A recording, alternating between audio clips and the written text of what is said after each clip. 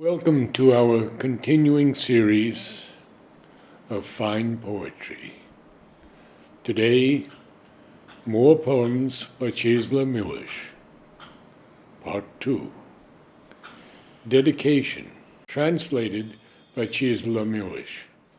You, whom I could not save, listen to me.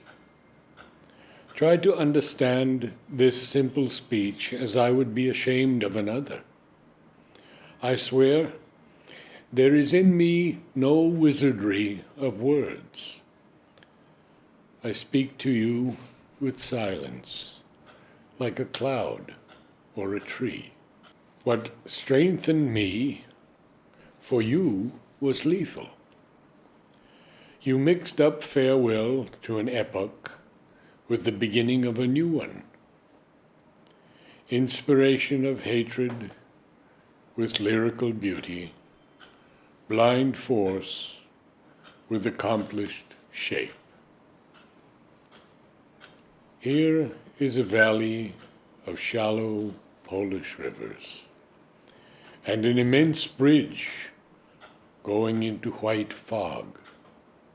Here is a broken city, and the wind throws the screams of gulls on your grave when I am talking with you.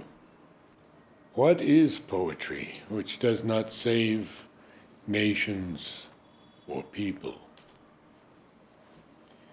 A connivance with official lies, a song of drunkards whose throats will be cut in a moment, readings for sophomore girls?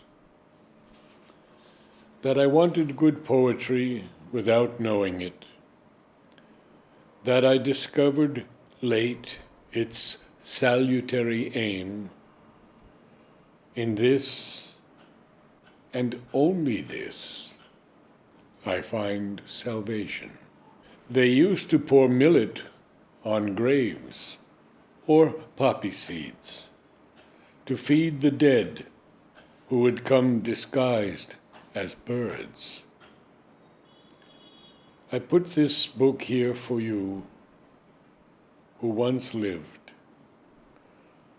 so that you should visit us no more.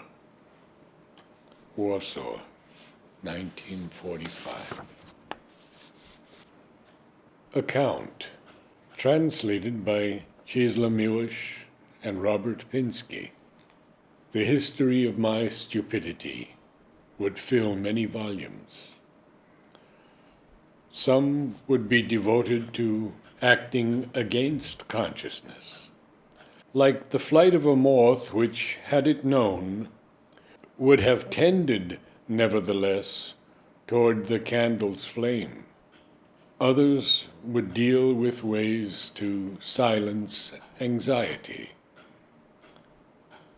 the little whisper which, though it is a warning, is ignored. I would deal separately with satisfaction and pride, the time when I was among their adherents, who strut victoriously, unsuspecting. But all of them would have one subject, desire. If only my own, but no, not at all, alas. I was driven because I wanted to be like others. I was afraid of what was wild and indecent in me. The history of my stupidity will not be written. For one thing, it's late, and the truth is laborious. Berkeley, 1980. THEODICY, translated by Robert Haas and Czeslaw Milosz. No, it won't do, my sweet theologians. Desire will not save the morality of God. If he created beings able to choose between good and evil, and they chose, and the world lies in iniquity. Nevertheless, there is pain, and the undeserved torture of creatures, which would find its explanation only by assuming the existence of an archetypal paradise and a pre-human downfall so grave that the world of matter received its shape from diabolic power.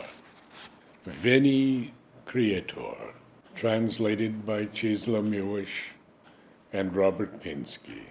Come, Holy Spirit, bending or not bending the grasses, appearing or not above our heads in a tongue of flame, at hay harvest, or when they plow in the orchards, or when snow covers crippled firs in the Sierra Nevada.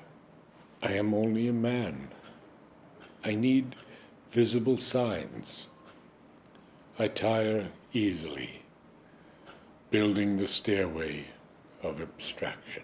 Many a time I asked, you know it well, that the statue in church lifts its hand only once, just once, for me. But I understand that signs must be human.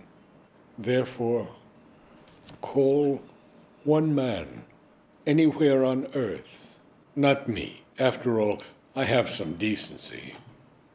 And allow me, when I look at him, to marvel at you. Berkeley, 1961.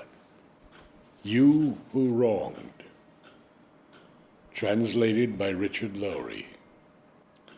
You who wronged a simple man, bursting into laughter at the crime, and kept a pack of fools around you to mix good and evil, to blur the line. Though everyone bowed down before you, saying virtue and wisdom lit your way, striking gold medals in your honor, glad to have survived another day. Do not feel safe. The poet remembers. You can kill one, but another is born.